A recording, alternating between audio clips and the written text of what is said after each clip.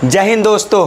तो मैं गोलू कुमार फिर से स्वागत करता हूं मैं अपना YouTube channel BPS unique centre में। तो दोस्त मैं पढ़ाने वाला हूं आज आपका चैप्टर नंबर 7 और इसको ये पहला लेक्चर है और ये इंट्रो पार्ट होगा, परिचय वीडियो होगा इस चैप्टर का। यानी आप चाहते हैं कि इस चैप्टर को शानदार तरीके से पढ़ें और एक एक चीज़ जो है आपको दिमाग में दिलो और जहन में दिमाग में बैठ जाए शानदार तरीके से। तो हमारे इस लेक्चर को, हमारे वीडियो को ज़रूर देखिए और मैं इस चैप्टर को इस कदर से समझाऊंगा मेरे दोस्त।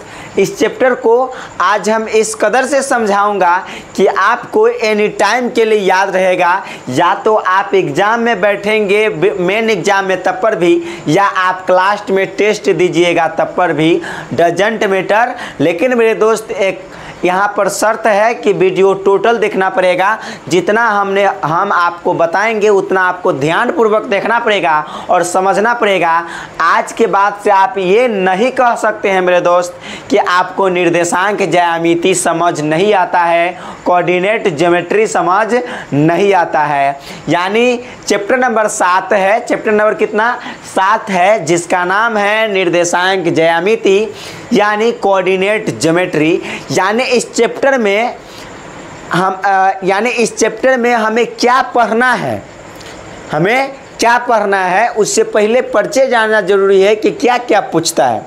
और मेरे दोस्त ये यकीन मानिए कि इस लेक्चर को आप देख लेते हैं तब 5 नंबर गारंटी के साथ आपके बोर्ड एग्जाम में हूबहू टकराएगा जो अभी हम बता रहे हो।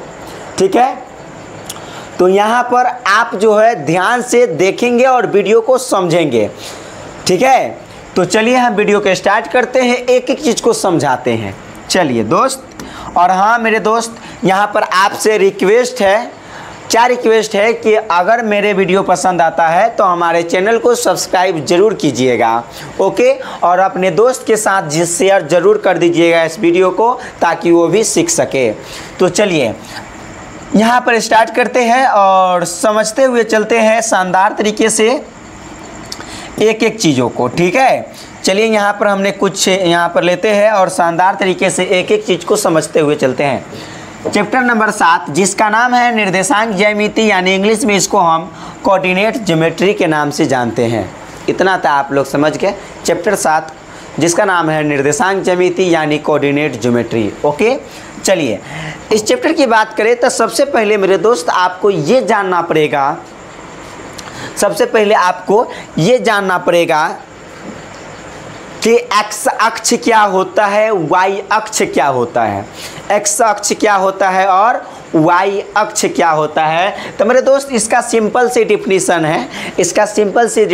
है, कि एक्स अक्ष किसे कहते हैं, वाई अक्ष किसे कहते हैं। मतलब मेरे दोस्त कि मान लीजिए एक समतल ज़मीन है, आप मान लीजिए कि ज़मीन पर पृथ्वी पर खड़े हैं मेरे दोस्त। यदि पृथ्वी पर अगर सूते हुए रेखा को आप खींच देंगे तो वह है एक्स एक्सिस। यदि आप खड़े कोई भी चीज़ लंबा खड़ा कर दीजिए वो है वाई अक्ष। यानी मेरे दोस्त यहाँ पर हमने लिखा, हम आपको समझाने की कोशिश किया कि अगर मान लीजिए यहाँ पर एक तल है, ये क्या है, एक तल है। तो मान लीजिए एक तल है, एक मान लीजिए कि पृथ्वी का एक तल होता है। ठीक है, एक जगह होता है, एक रीजन होता है, एक क्षेत्र होता है। यानी क्या होता है, क्षेत्र मतलब जगह होता है। ये जो जगह है इसी जगह में जब सोए हुए रेखा को खींच दे तो इसको हम एक्स अक्ष कहते हैं। यानी किसी भी तल में यदि हम सोए हुए रेखा को खींच दे तो उसे हम एक्स अक्ष कहते हैं। यानी वैसी रेखा जो पड़ी हुई है, सोई हुई है, उसे हम एक्स अक्ष के नाम से जानेंगे। यानी मेरे दोस्त कहेंगे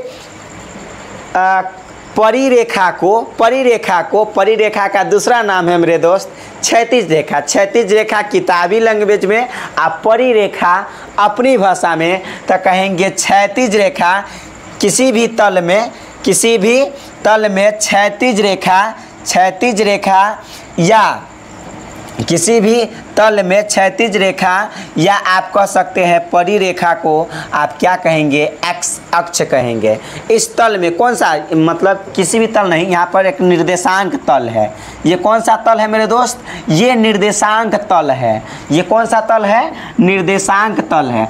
ऐसे जो सो गया है रेखा उसको कहते हैं एक्स अक्ष, और ऐसे जो खड़ा है उसको बोलते हैं हम वाई अक्ष। उसको क्या बोलते हैं, वाई अक्ष। इसलिए लिखा गया यहाँ पर कि ये जो है, ये यहाँ से लेकर यहाँ तक ये जो बड़ा वाला है ये वाई अक्ष है मेरे दोस्त, याद रखिएगा। ये क्या है, वाई अक्ष है। ओके, और यहाँ पर ध्यान दीजिएगा, और यहाँ पर ध्यान दीजिएगा, जो यहाँ से यहाँ तक है ये हमने क्या लिख दिया, वाई एक्स अक्ष। ये क्या है, पूरे यहाँ से लेकर यहाँ तक ये सब के सब क्या है, एक्स अक्ष, और यहाँ से लेकर यहाँ तक क्या है, वाई अक्ष है मेरे दोस्त। यहाँ पर आप इसको ध्यान में रखेंगे। कुछ चीज़ यहाँ पर लिखा गया है, ये एक जो जगह बना ना, इसको हम निर्देशांक तल या कार्तिकीय तल के नाम से जानते हैं। इसको हम निर्देशांक तल या कार्तिकीय तल के नाम से जानते हैं। तो यहाँ पर लिखा गया है निर्देशांक तल या कार्तिकीय तल किसे कहते हैं मेरे दोस्त, आप याद रखेंगे, एक्स अक्ष एवं वाई अक्ष से बना तल। ये है मेरे दोस्त, ये है एक्स अक्ष, यहाँ से लेकर यहाँ तक ये है एक्स अक्ष, लिखा गया है एक्स अक्ष। और ये है मेरे दोस्त यहाँ पर वाई अक्ष। तो एक्स अक्ष और वाई अक्ष से मिलकर बना तल, जो तल बनता है उसको हम निर्देशांक तल कहते हैं। मतलब एक्स अक्ष और वाई अक्ष को मिला करके एक तल बना है, इतना बड़ा, समझ रहे हैं, इतना बड़ा एक तल बना है। इस पूरे तल का नाम क्या है, निर्देशांक तल या कार्तिकीय तल। Doesn't matter. आई होप आपको इतना समझ में आ रहा होगा, और भी समझते हैं धीरे धीरे शानदार तरीके से। चलिए मेरे दोस्त, यहाँ पर आप ध्यान रखेंगे, यहाँ पर आप क्या ध्यान रखेंगे कि अगर आपको ये एक्स अक्ष है, ये वाई अक्ष है, ये एक्स अक्ष है, ये वाई अक्ष है, अगर मेरे दोस्त और बीच में एक बिंदु देते हैं, एक्स अक्ष और वाई अक्ष को, एक्स अक्ष यहाँ पर देखिए, एक्स अक्ष और वाई अक्ष के प्रतिच्छेदन बिंदु को मूल बिंदु कहते हैं।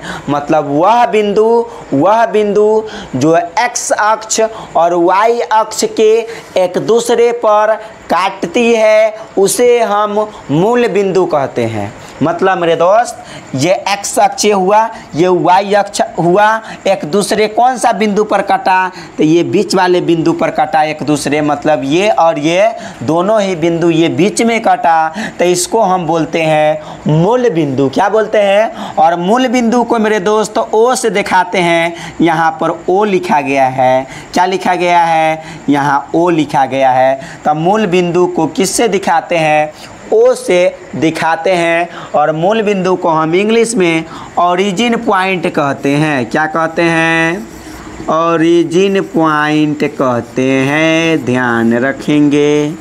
कौन सा पॉइंट कहते हैं, ओरिजिन पॉइंट कहते हैं। ओ बोले तो ओरिजिन पॉइंट ओ, यहाँ पर जो ओ लिख दिए हैं, इस बीच में जो जगह बिंदु है इसी का नाम है ओ, और इसका ओ को क्या कहते हैं, मूल बिंदु। क्या कहते हैं, मूल बिंदु। और हाँ मेरे दोस्त, मूल बिंदु से ऊपर जितने भी संख्या होगा या जो भी यूनिट होगा वो प्लस में होगा। जैसे यहाँ देखिए मूल बिंदु है ना, तो मूल बिंदु से ऊपर गए तो 1 2 3 4 डॉट डॉट डॉट आगे भी जा सकता है, यानी देखेंगे तो ये क्या है, प्लस में। लेकिन मूल बिंदु से नीचे सारी संख्याएं, सारी यूनिट, सारी इकाई माइनस होती है, यानी -1 -2 -3। समझ रहे हैं मेरे दोस्त। तो ऊपर जाएंगे तो प्लस और नीचे जाएंगे तो माइनस। अगर हम मूल बिंदु से दाईं तरफ जाते हैं, यदि हम मूल बिंदु से दाईं तरफ जाते हैं तो सारा बिंदु प्लस होती है, मतलब धनात्मक होती है, जैसे 1 2 3 4 डॉट डॉट आगे भी जा सकता है, डजंट मैटर।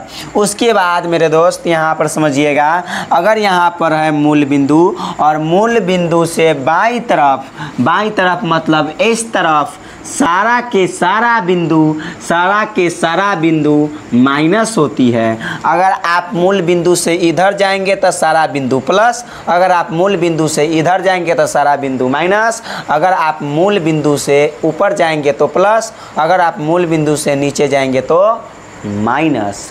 मेरे दोस्त आपको यहाँ पर ये ध्यान रखना है कि ये जो हम डॉट ऐसे जो लाइन से दिखाए हैं, ऐसे ऐसे ऐसे ऐसे ऐसे और ये ऐसे ऐसे ऐसे ऐसे, इस सुंदर लगने के लिए कि देखने में अच्छा लगे। अदरवाइज ऊपर आपको प्लस लिखना है और नीचे माइनस, यहाँ लिखा गया है माइनस, -1 -2 -3।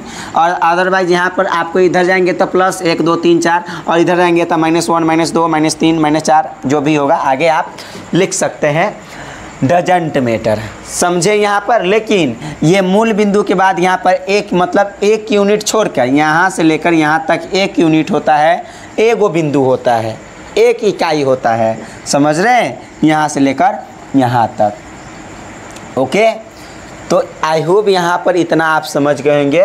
ये है x, ये है o और ये है x डैश। ये x है तो ये होगा x डैश। देखिए किसी के भी ऊपर हम अगर ऐसे लिख दे तो इसका मतलब हम डैश पढ़ते हैं। क्या पढ़ते हैं? डैश। तो ये y है और ये क्या है? y डैश है। समझ रहे?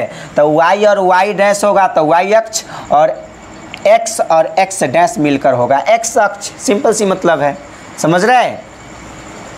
तो यहाँ पर आप इस बात को समझिएगा तो कहेंगे जो परी, और पहले हमने क्या बताया, जो परी रेखा है, जो सुता हुआ रेखा उसको हम x अक्ष कहते हैं।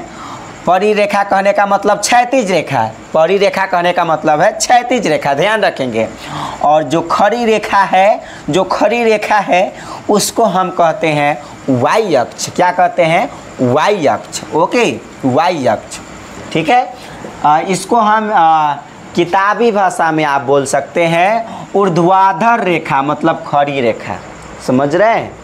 अब देखिए मेरे दोस्त, आप तो यह समझ गए मेरे दोस्त कि यह एक निर्देशांक तल है। ये कैसा? ये जो पूरा जो जगह आपको दिखाई दे रहा है, ये क्या है? निर्देशांक तल है। कौन सा तल है? निर्देशांक तल। और सभी निर्देशांक जो भी यहाँ पर ये जो निर्देशांक तल जो आपको दिखाई दे रहा है, इतना जो निर्देशांक तल आपको दिखाई दे रहा है, निर्देशांक तल या कार्तिकीय तल जो दिखाई दे रहा है मेरे दोस्त, इसका इन सब को 4 बराबर भागों में बांटा जाता है, जिसको हम चतुर्थांश कहते हैं। यानी निर्देशांक तल या कार्तिकीय तल को 4 बराबर भागों में बांटा जाता है, जिसको हम चतुर्थांश कहते हैं। क्या कहते हैं? जिसको हम चतुर्थांश कहते हैं। जिसमें से ये होता है पहला चतुर्थांश, ये होता है दूसरा चतुर्थांश, ये होता है तीसरा चतुर्थांश और ये होता है चौथा चतुर्थांश। ठीक है, इस बात को थोड़ा सा आप ध्यान रखेंगे।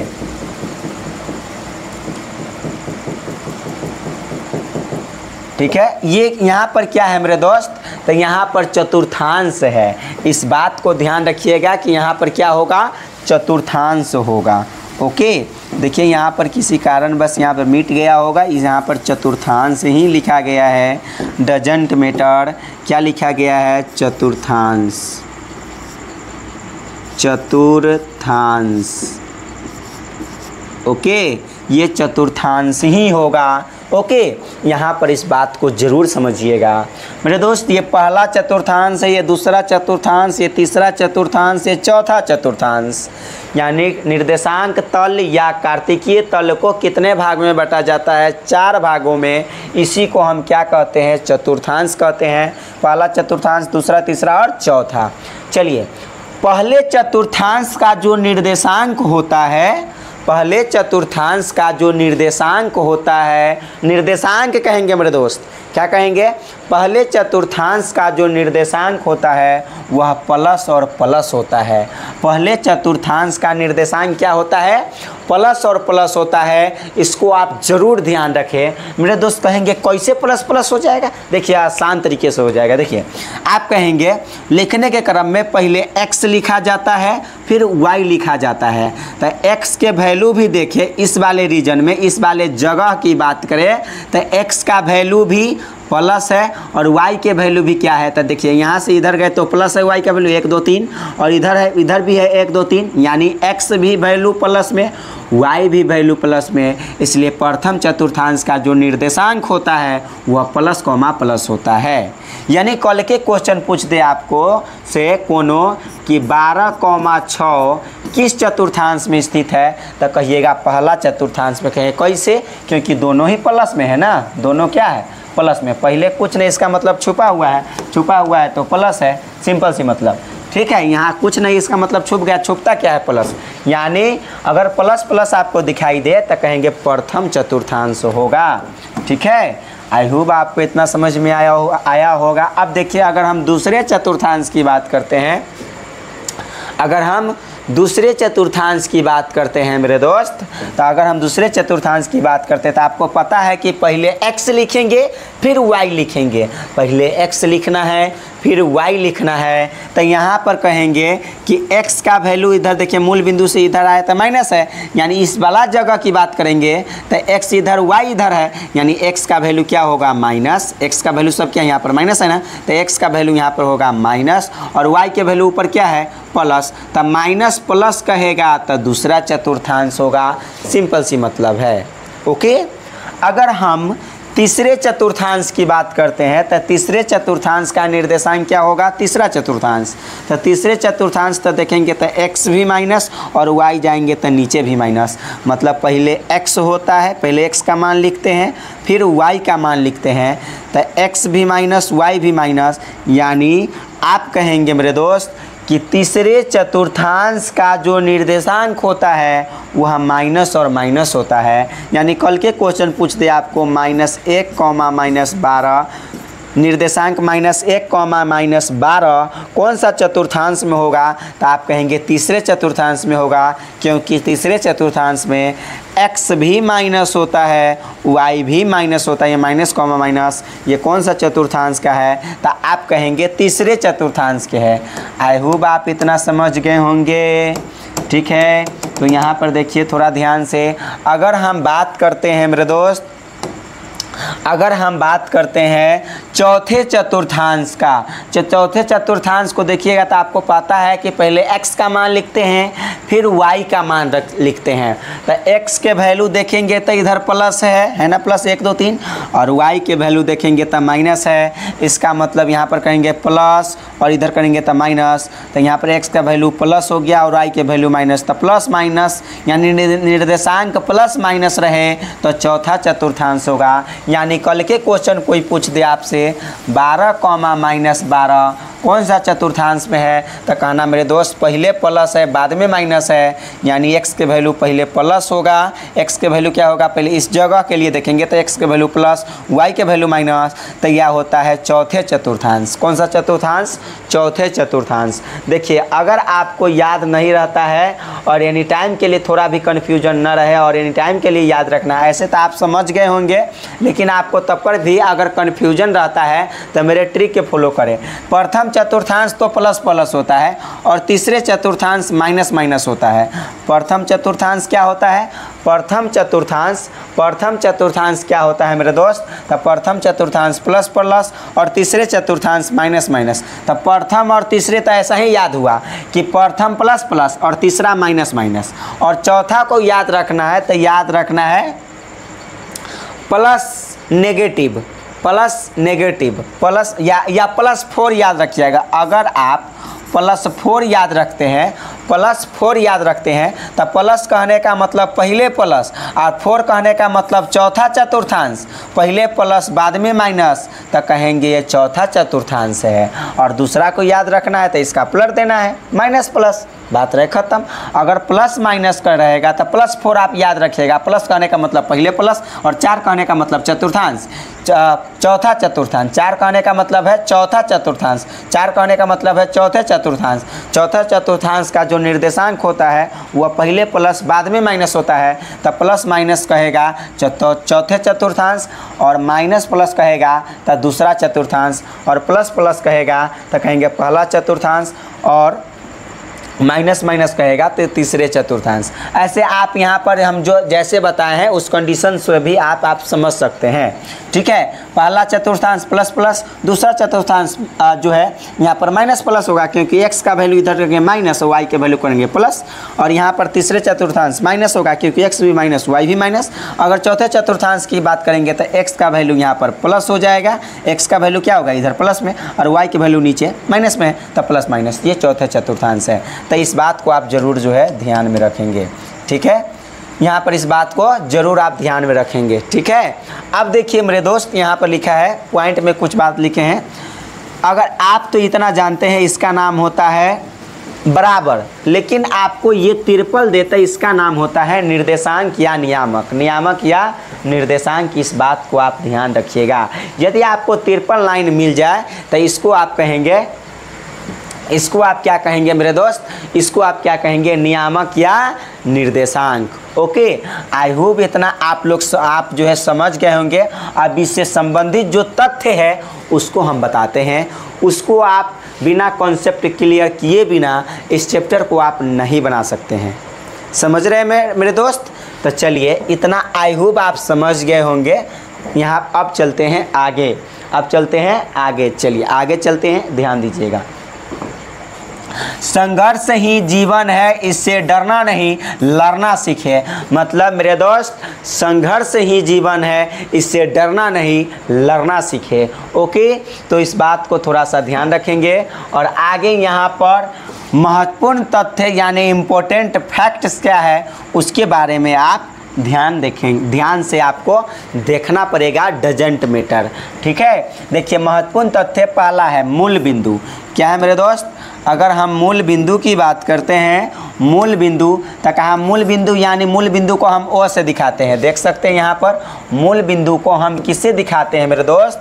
तो मूल बिंदु को हम ओ से दिखाते हैं। देखिए यहाँ पर ओ लिखा गया है, मूल बिंदु को हम ओ से दिखाते हैं। सिंपल सी मतलब है कि मूल बिंदु को किससे दिखाते हैं? ओ से दिखाते हैं। वही लिखा गया मूल बिंदु एक्स अक्ष एवं मूल बिंदु क्या है? एक्स अक्ष एवं वाई अक्ष के प्रतिच्छेदन बिंदु, एक्स अक्ष एवं वाई अक्ष के प्रतिच्छेदन बिंदु को मूल बिंदु कहते हैं। देखिए कहेंगे कैसे, ध्यान से समझेंगे। तो कहा मेरे दोस्त कि एक्स अक्ष, ये है एक्स अक्ष और ये है वाई अक्ष के प्रतिच्छेदन बिंदु, बीच में जो छेद किया उसी को कहते हैं मूल बिंदु यानी origin point. Okay, origin point. अब देखिए यहाँ पर ध्यान दीजिएगा, अगर हम बात करते हैं मूल बिंदु कहते हैं, ठीक है, एक्स अक्ष एवं वाई अक्ष के प्रतिच्छेदन बिंदु को मूल बिंदु कहते हैं। नोट, मूल बिंदु का नियामक 0,0 होता है। ऐसे मूल बिंदु को हम ओ से दिखाते हैं, लेकिन मूल बिंदु का जो नियामक होता है वह 0,0 होता है। कहेंगे कैसे? ध्यान से समझेंगे कैसे होता है, वो सारा के सारा चीज़ जो है हम आपको बताते हैं ध्यान पूर्वक से। देखिए कहा मूल बिंदु का नियामक 0,0 होता है, तब पहले 0 ना होगा, आप 1 लिख दीजिएगा। ये संभव है? कहेंगे ना, बिल्कुल संभव नहीं है। मतलब मूल बिंदु के नियामक जो होता है 0,0 कहने का मतलब है कि पहले तो आपको पता है x लिखते हैं फिर बाद में y लिखते हैं, मतलब x का भी वैल्यू जो है 0 होगा और इस जगह y का भी वैल्यू क्या होगा 0। ये एकदम जो है एकदम छोटा साइज के जो है बिंदु है, तो छोटा साइज के बिंदु है इस जगह, तो 0,0 होगा ना, सिंपल सी मतलब। यानी मूल बिंदु का नियामक क्या होता है? 0,0 होता है। इस बात को आप जो है ज़रूर से ज़रूर ध्यान में रखेंगे, ठीक है। चलिए अब यहाँ पर अब हम चलते हैं, यहाँ पर देखिए इस बात को समझेंगे। यहाँ पर लिखा गया आगे, आई होप यहाँ पर समझ गए होंगे। ये सब के सब VVI है, ज़रूर आप याद रखिएगा। आगे है एक्स अक्ष, यानी एक्स अक्ष किसको कहते हैं? यहाँ पर तीर का चिन्ह देकर लिखा गया है मेरे दोस्त कि यहाँ पर एक्स अक्ष किसको कहते हैं। तो कहा एक्स अक्ष, एक्स अक्ष को यानी एक्स अक्ष को किस नाम से जाना जाता है? एक्स अक्ष का दूसरा नाम है भुज। एक्स अक्ष को ही क्या कहते हैं? भुज या एक्स निर्देशांक एक्स निर्देशांक या एक्स नियामक, तो एक्स अक्ष को क्या कहते हैं, एक्स अक्ष को भुज या एक्स नियामक या एक्स निर्देशांक कहते हैं, इसको ध्यान रखेंगे। यानी एक्स अक्ष समझ रहे हैं, जो ऐसे जो रेखा था फिगर में उसको हम कहते हैं एक्स अक्ष को भुज या एक्स नियामक या एक्स निर्देशांक कहते हैं। ओके, अब देखिए, अब वाई अक्ष को कोटि या वाई नियामक या वाई निर्देशांक कहते हैं। जो ऐसे खड़ा था उसको हम क्या कहेंगे, कोटि। चलिए एक मर्तबे और देख लीजिए, देखिए यहाँ पर ध्यान से समझिए, ये जो है वाई अक्ष का दूसरा नाम कोटि होता है। ये जो ऐसे खड़ा है इसको हम कोटि के नाम से जानते हैं। वाई अक्ष का दूसरा नाम कोटि होता है, सिंपल सी मतलब है, इसको ध्यान रखेंगे।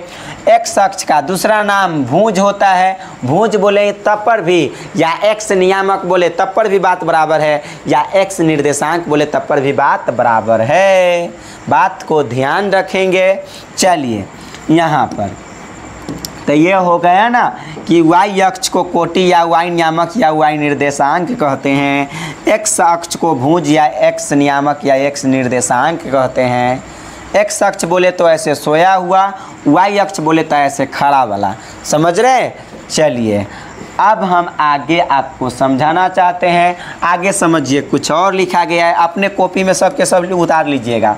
लिखा गया, किसी बिंदु की एक्स अक्ष से दूरी को कोटि या वाई नियामक या वाई निर्देशांक कहते हैं। मेरे दोस्त, अगर हम कोई बिंदु लिखते हैं -6,12, ये बिंदु हो गया है, ठीक है। पहले एक्स का वैल्यू होता है, फिर वाई का वैल्यू होता है। हमने बिंदु लिख दिया -6,12, -6,12। मेरे दोस्त, कहा ना किसी बिंदु की एक्स अक्ष से दूरी, तो कहेंगे बताइए एक्स अक्ष से दूरी क्या होगा, तो एक्स अक्ष से दूरी कहेंगे, एक्स अक्ष से दूरी तो वाई होता है, कोटि। यहाँ पर कहा ना किसी बिंदु की एक्स अक्ष से दूरी को कोटि या वाई नियामक या वाई निर्देशांक कहते हैं।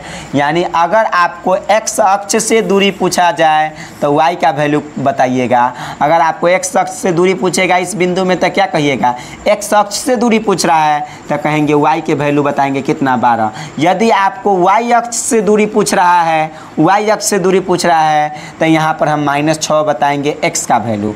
यहाँ पर सारा का सारा लिखा गया, किसी बिंदु की एक्स अक्ष से दूरी को कोटि या वाई नियामक या वाई निर्देशांक कहते हैं। एक्स अक्ष से दूरी, एक्स अक्ष से दूरी को क्या कहेंगे, कोटि। यानी एक्स अक्ष से जो दूरी रहेगा उसको हम क्या कहेंगे, कोटि, कोटि। और इसको मैं अगर ऐसे लिख दे, अगर वाई अक्ष से दूरी रहेगा तो इसको हम बोलते हैं भुज। क्या बोलते हैं, भुज, ठीक है, भुज। वही कहा, किसी बिंदु की वाई अक्ष से दूरी को भुज, यानी वाई अक्ष से दूरी पूछेगा तो क्या होगा, भुज, यानी एक्स वाला मान बताएंगे। इसमें कहेंगे वाई अक्ष से दूरी क्या होगा, तो कहिएगा -6। इस बिंदु में कहा, वही किसी बिंदु की वाई अक्ष से दूरी को भुज या एक्स नियामक या वाई निर्देशांक कहते हैं। इसको आप जरूर ध्यान रखेंगे। भुज बोले तब, या एक्स नियामक बोले तब, या वाई निर्देशांक बोले तब, ठीक है। अगर कल के क्वेश्चन आ गया मेरे दोस्त, अगर कल के क्वेश्चंस आ गया, क्या क्वेश्चंस आता है सो पहले सुन लीजिए। क्वेश्चन आता है कि -12,8 में कोटि का मान बतावे। तो मेरे दोस्त, इधर वाला कोटि होता है और इधर वाला भुज होता है, ठीक है। तो कहेंगे कोटि हो जाएगा 8 और भुज हो जाएगा -12। कोटि को हम वाई निर्देशांक भी कहते हैं या वाई नियामक कहते हैं। भुज को हम एक्स नियामक या एक्स निर्देशांक के नाम से भी जानते हैं। चलिए इसको आप ध्यान रखेंगे। आगे है, आगे यहाँ पर है,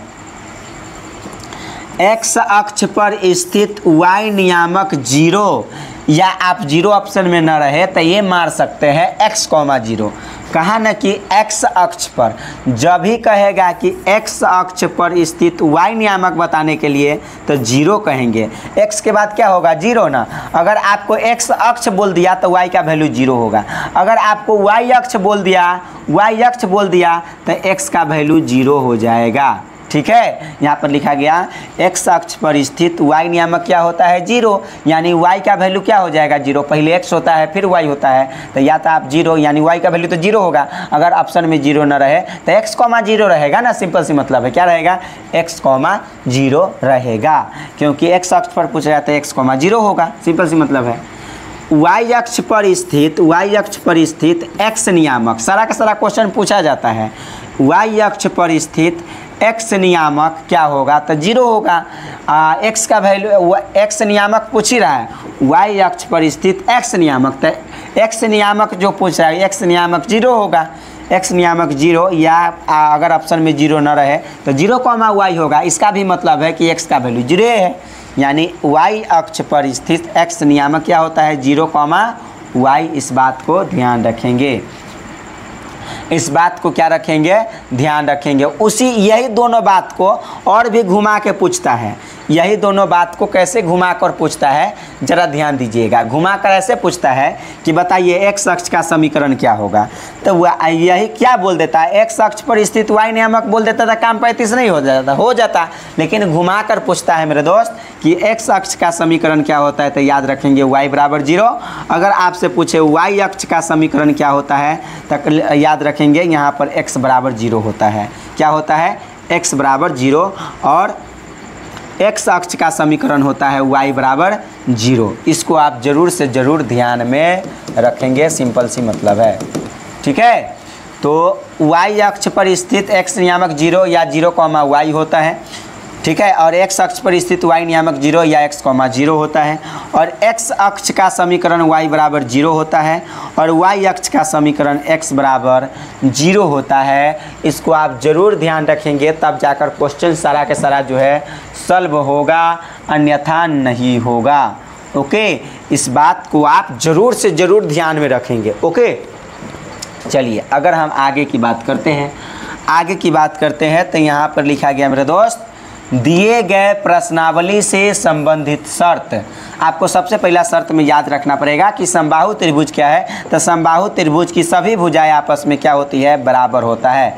AB जो है, देखिए जितना लंबाई है उतना ही लंबाई है, उतना ही लंबाई है, तो AB बराबर BC बराबर AC, वही लिखा गया AB बराबर BC बराबर AC, सभी भुजाएं आपस में क्या होगा, बराबर होगा, तो उसको हम समबाहु त्रिभुज कहते हैं। कौन सा त्रिभुज कहते हैं, समबाहु त्रिभुज कहते हैं, इसको ध्यान रखेंगे। आगे अगर हम दूसरे नंबर की बात कर ले मेरे दोस्त, दूसरे नंबर की बात कर ले तो समद्विबाहु त्रिभुज की बात होता है। तो समद्विबाहु त्रिभुज क्या होता है, समद्विबाहु मतलब देखिए इस प्रश्नावली में जो भी शर्त का उपयोग होगा, ये शर्त आपको ध्यान रखना पड़ेगा थोड़ा सा, तब जाकर आप बना पाइएगा, अन्यथा नहीं बना पाइएगा। ओके, यहाँ पर देखिए समद्विबाहु त्रिभुज, कौन सा त्रिभुज, समद्विबाहु त्रिभुज। तो समद्विबाहु त्रिभुज क्या होता है, वैसा भुजा जिसका केवल 2 भुजा बराबर है, मतलब वैसा भुजा नहीं, वैसा त्रिभुज जिसका केवल 2 भुजा बराबर हो, उसे हम कहते हैं मेरे दोस्त समद्विबाहु त्रिभुज। तो यहाँ पर लिखा गया केवल 2 भुजा क्या होगा, आपस में बराबर होगा। देखिए ये AB और AC लग रहा है ना कि बराबर है, लेकिन ये क्या लग रहा है कि छोटा है, वही लिखा गया AB जो है बराबर होगा AC के, लेकिन बराबर नहीं होगा। इसका मतलब है, इसको क्या पढ़िएगा, बराबर नहीं होगा किसके, BC के। ये BC है बराबर, कहेंगे बिल्कुल नहीं बराबर है। केवल 2 भुजा क्या होगा मेरे दोस्त, आपस में बराबर होगा। कितने भुजा आपस में बराबर होगा, केवल 2 भुजा आपस में बराबर होगा, इसको ध्यान रखेंगे। तीसरा क्या है, अगर हम तीसरी कंडीशन की बात करते हैं तो तीसरी कंडीशन आपके सामने है विषमबाहु त्रिभुज। विषमबाहु त्रिभुज क्या होता है, जिसका कोई भी भुजा आपस में बराबर नहीं हो। आप इसको जैसे मन है वैसे घुमाकर बना सकते हैं, इसको आप जैसे मन है वैसे घुमाकर बना सकते हैं, डजंट मैटर। देखिए अगर हम ऐसे लिख दिए ना, ऐसे अगर हम लिख दिए मेरे दोस्त, देखिए इसको किस प्रकार से, जैसे ये एगो ऐसे हो गया, ठीक है, यहाँ पर एगो आप ऐसे कर लीजिए और यहाँ पर आप ऐसे कर लीजिए। इससे यह पता चलता है मेरे दोस्त, इससे यह पता चलता है कि कोई तीनों भुजा में से कोई भी भुजा आपस में बराबर नहीं है। देखिए इसमें भी वही है, देखिए ये जो है छोटा है, फिर इससे लंबा ये है, सबसे छोटा ये है, तो कहेंगे विषमबाहु त्रिभुज में कोई भी भुजा आपस में बराबर नहीं होती है, कोई भी भुजा आपस में बराबर नहीं होती है। ए बी बराबर बी सी बराबर नहीं, ए बी बराबर नहीं बी सी, और बी सी बराबर नहीं ए सी। इस शर्त को आप ध्यान रखना पड़ेगा आपको, ठीक है, इस शर्त को जो है आपको ध्यान रखना पड़ेगा, ठीक है, तो इसको आप ध्यान रखेंगे। तीसरा हो गया विषमबाहु त्रिभुज। आगे अगर हम बात करते हैं आगे चौथा का, समकोण त्रिभुज क्या होता है, तो समकोण त्रिभुज आप नहीं जानते तो जान लीजिए मेरे दोस्त, जिसका एक कोण 90 डिग्री हो उसे समकोण त्रिभुज कहते हैं। और समकोण त्रिभुज में पाइथागोरस प्रमेय का यूज होता है। किसका यूज होता है? पाइथागोरस प्रमेय का यूज होता है।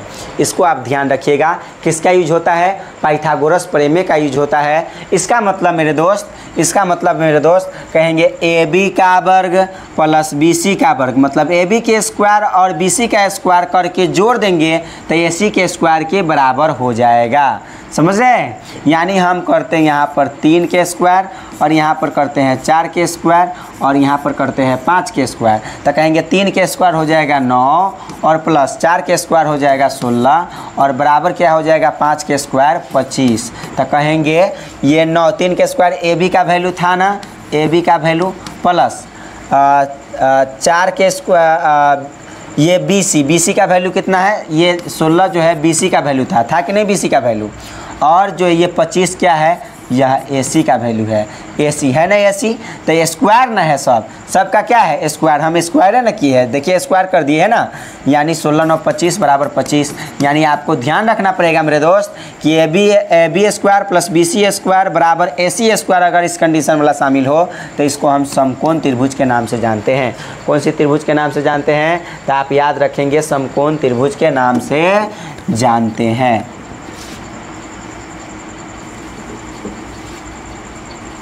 ठीक है, तो इस बात को आप ज़रूर से ज़रूर अपने दिमाग में रखेंगे, तब जाकर सारे क्वेश्चन सॉल्व होगा, अन्यथा नहीं होगा। इसमें पाइथागोरस थ्योरम लगता है, पाइथागोरस थ्योरम यानी पाइथागोरस प्रमेय से आया है ऐसे। और हाँ मेरे दोस्त, ये समकोण त्रिभुज को बनाने के लिए आपको हूबहू ऐसा ही त्रिभुज लेना पड़ेगा, मतलब ई वाला लाइन पूरा सीधा होना चाहिए और ये ऐसे होना चाहिए, और यहाँ पर जो है ये क्या है? तो मेरे दोस्त यहाँ पर ये विकर्ण खींचे है, क्या है? ये विकर्ण है। तो यहाँ पर लिख दीजिए ए बी और सी, रहे बात ख़त्म। तो देखिए ये ए बी और बी सी, यहाँ पर होगा 90 डिग्री, यहाँ क्या होगा? तो कहेंगे यहाँ होगा 90 डिग्री। ओके, यहाँ क्या होगा मेरे दोस्त? तो आप कहेंगे 90 डिग्री होगा, बिल्कुल 90 डिग्री होगा, नो डाउट। क्या होगा? 90 डिग्री होने वाला है। ओके, तो मेरे दोस्त यहाँ पर आप कहेंगे ये इस त्रिभुज का आप ऐसा ही बनाएंगे अपने कॉपी में, तो इस ए बी के स्क्वायर प्लस बी सी के स्क्वायर करेंगे तो किसके बराबर होगा? ए सी के स्क्वायर के बराबर हो जाएगा, तब जाकर इसको समकोण त्रिभुज मानेंगे, अन्यथा हम नहीं मानने वाले हैं। ठीक है, इस बात को आप ज़रूर से ज़रूर जो है ध्यान में रखेंगे। चलिए आगे है, आगे मेरे दोस्त आगे है 5वां नंबर। 5वां नंबर है, इस बात को समझिए, समकोण समद्विबाहु त्रिभुज। यानी ये हम आपको इसलिए बता रहे हैं क्योंकि इस प्रश्नावली में आपको काम देगा, इस प्रश्नावली में आपको क्या देगा? काम देगा, इसीलिए हम बता रहे हैं। और आपको कॉन्सेप्ट के तौर पर ध्यान रखना पड़ेगा, क्लास 9th में ये पढ़े होइएगा। अब देखिए यहाँ पर अगर हम बात करते हैं मेरे दोस्त, ये समकोण समद्विबाहु त्रिभुज कहने का मतलब है समकोण त्रिभुज का है, इसका मतलब तो सेम पहले वाला कहानी हो जाएगा। ए बी के स्क्वायर प्लस बी सी के स्क्वायर बराबर ए सी के स्क्वायर, मतलब इसका स्क्वायर यहाँ पर आप बी लिखेंगे। ठीक है, ए बी के स्क्वायर और प्लस बी सी के स्क्वायर और बराबर होगा किसके? ए सी के स्क्वायर के बराबर। लेकिन यहाँ पर समद्विबाहु, समकोण और समद्विबाहु कह दिया, मतलब ये वाला भुजा और ये वाला भुजा आपस में बराबर होगा। यानी ए बी जो है किसके बराबर होगा? बी सी के बराबर होगा। ए बी जो है बी सी के बराबर, ये वाला भुजा और ये भुजा आपस में क्या होना चाहिए? बराबर होना चाहिए। तो इसको कहेंगे, इसको क्या कहेंगे? समकोण समद्विबाहु। समकोण सम मतलब साथ ये कंडीशन को फॉलो करेगा और साथ साथ ये और ये आपस में बराबर हो जाएगा, तो इसको हम कहेंगे मेरे दोस्त, इसको हम कहेंगे समकोण समद्विबाहु त्रिभुज। ठीक है, इसको क्या कहेंगे, समकोण समद्विबाहु त्रिभुज। पांचवा हो गया। उसके बाद यदि हम छठे के ऊपर चलते हैं तो छठा क्या है, अब जानना है स्क्वायर यानी वर्ग क्या होता है। ध्यान से समझेंगे, यानी स्क्वायर यानी वर्ग क्या होता है। देखिए आप तो आराम से जानते हैं ना, वर्ग का फिगर आप ऐसे लीजिए और सभी भुजाएं आपस में बराबर कीजिए और बना लीजिए, बात रहे खत्म। सभी भुजाएं इसमें क्या होता है, ये भुजा ये भुजा ये भुजा ये भुजा, सभी भुजाएं आपस में क्या होती है, बराबर होती है। तो वर्ग बोले थे स्क्वायर, इसमें सभी भुजाएं क्या है, आपस में बराबर है। इस ए बी जो है बी सी के बराबर है, बी सी जो है सी डी के बराबर है, सी डी जो है डी ए के बराबर है। तो कहेंगे ए बी बराबर बी सी बराबर सी डी बराबर डी ए बी बराबर बी सी बराबर सी डी बराबर डी ए, सभी भुजाएं आपस में क्या होगा, बराबर होगा। साथ ही साथ ए सी बराबर बी डी, विकर्ण भी बराबर होगा। देखिए ये ऐसे खींच दिए और ये कैसे खींच दिए, तो ये हो गया विकर्ण, और एक दूसरे पर जो प्रतिच्छेद किया उसको हम वो मान लिए। लेकिन मेरे दोस्त वर्ग में विकर्ण भी आपस में बराबर होता है। AC विकर्ण है और BD विकर्ण है, AC विकर्ण है और BD विकर्ण है, तो इसको जो है विकर्ण भी आपस में बराबर होता है वर्ग में। तो पहली बात कि सभी भुजा आपस में बराबर होता है और विकर्ण भी बराबर होता है वर्ग यानी कि स्क्वायर में। ठीक है, अगर हम बात करते हैं आयत की, अगर हम बात करते हैं मेरे दोस्त आयत की, तो आयत की बात करते हैं तो क्या होगा, तो इसमें आमने सामने की भुजा बराबर होगा। आयत में क्या होगा, आयत थोड़ा सा आपको पता है कि ये थोड़ा आमने सामने की भुजा बराबर होगा। जितना लंबाई है उतना ही लंबाई है और जितना लंबाई है उतना ही लंबाई है, मतलब कि आमने सामने की भुजा क्या होगी, बराबर। तो कहेंगे ए बी बराबर सी डी, ए बी बराबर क्या होगा, सी डी। ए बी और सी डी आपस में बराबर होगा, तो कहेंगे ए बी जितना लंबा होगा, ए बी जितना लंबा होगा उतना ही सी डी लंबा होगा। इसलिए मेरे दोस्त आपको ध्यान रखना है कि ए बी जो है बराबर होगा किसके, ए बी जो है बराबर होगा किसके, सी डी के, और ए डी बराबर होगा किसके, बी सी के। ए डी बराबर होगा किसके, बी सी के। ए डी बराबर होगा किसके, बी सी के। इसको आप ज़रूर से ज़रूर जो है ध्यान में रखेंगे, डजंट मीटर। ठीक है, तो यहाँ पर लिखा गया आमने सामने की भुजा बराबर, आमने सामने की भुजा बराबर। ओके, देखिए तो ये और ये भुजा बराबर है और ये भुजा आपस में बराबर है। साथ ही साथ विकर्ण भी बराबर होता है, इसमें विकर्ण भी बराबर होता है, मतलब ये और ये ऐसे खींच दिए तो ये है विकर्ण, यानी विकर्ण AC और BD, ये दोनों आपस में क्या होगा, बराबर होगा। इसको आप ज़रूर ध्यान रखेंगे। अगर हम आठवां की बात करते हैं तो आठवां होता है समांतर चतुर्भुज। इसको आप कैसे ध्यान में रखेंगे, तो समांतर चतुर्भुज का कंडीशन होता है मेरे दोस्त कि इसमें आमने सामने की भुजा बराबर होती है। इसमें भी क्या होती है, आमने सामने की भुजा बराबर होती है, तो कहेंगे ये वाला भुजा इसके बराबर है और ये वाला भुजा इसके बराबर है। और समांतर चतुर्भुज इसी प्रकार से बनता है, यानी एक लाइन आप ऐसे खींच लेंगे और एक लाइन इससे छोटा ऐसे खींच लेंगे, ठीक है, और थोड़ा सा यहाँ पर जो है लंबा कर देंगे। आप अपने कॉपी में बनाएंगे तो ऐसे इस टाइप में, और यहाँ पर से ऐसे ले लीजिएगा, ठीक है, और यहाँ से मेरे दोस्त ऐसे ले लीजिएगा, काम रहे ख़त्म। ठीक है, ऐसे तो ये हो जाएगा A, ये हो जाएगा B, ये हो जाएगा C, ये हो जाएगा D, समझ रहे हैं। तो ये ऐसे ये विकर्ण हो गया और यहाँ से खींचेंगे तो ये हो गया विकर्ण। ठीक है, ये हो गया विकर्ण, समझ रहे हैं।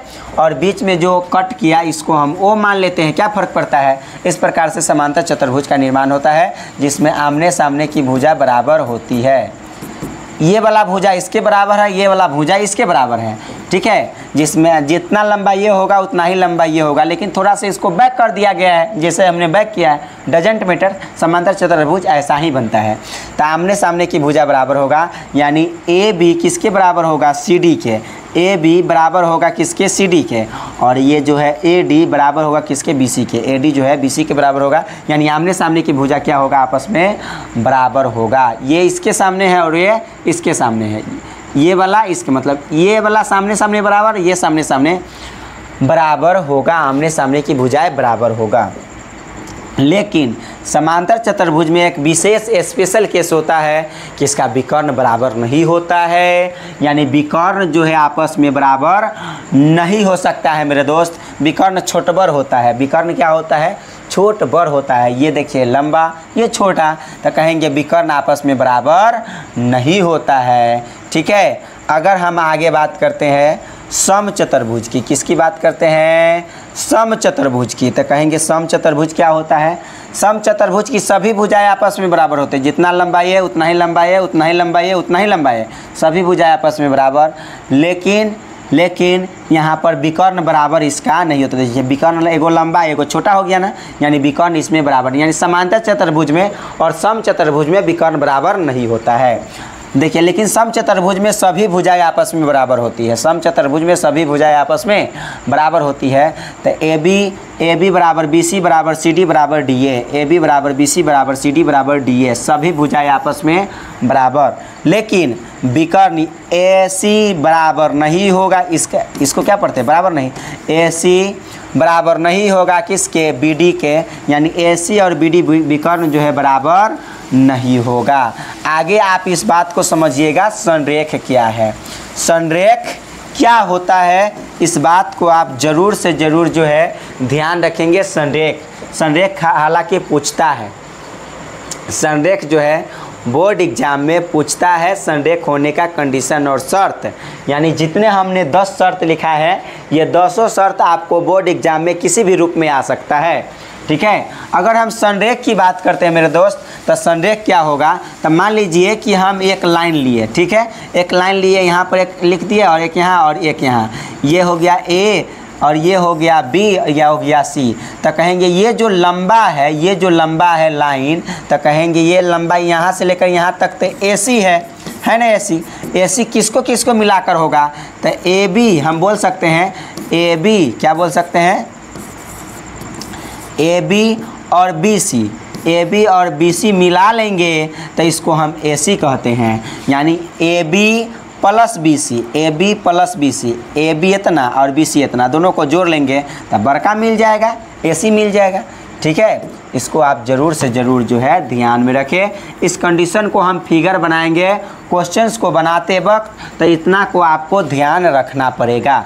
ठीक है, यानी इस प्रश्नावली से संबंधित जो भी कॉन्सेप्ट था, जो भी परिचय था, हमने बता दिया। कल हम आपको फार्मूला बताएंगे और फार्मूला के साथ साथ जितने सारे कॉन्सेप्ट होगा और क्वेश्चंस भी हम सॉल्व करते हुए जाएंगे। इसको आप फिलहाल इतना ध्यान में रखिए। ठीक है, तब जाकर जो है क्वेश्चंस बनाने में मज़ा आएगा इस चैप्टर का, अन्यथा मज़ा नहीं आने वाला है।